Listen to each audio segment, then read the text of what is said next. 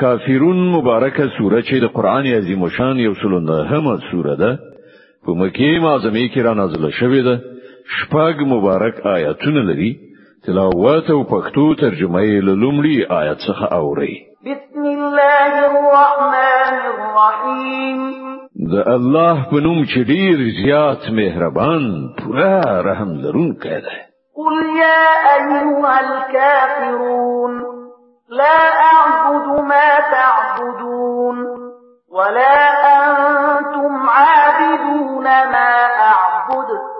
وای چې ای کافرانو زه د هغو عبادت نکوم چې تاسو عبادت کوئ او نه تاسو د هغو عبادت کوونکي یاست چې زه عبادت کوم. ولا أنا عابد ما عبدتم ولا أنتم عابدون ما أعبد.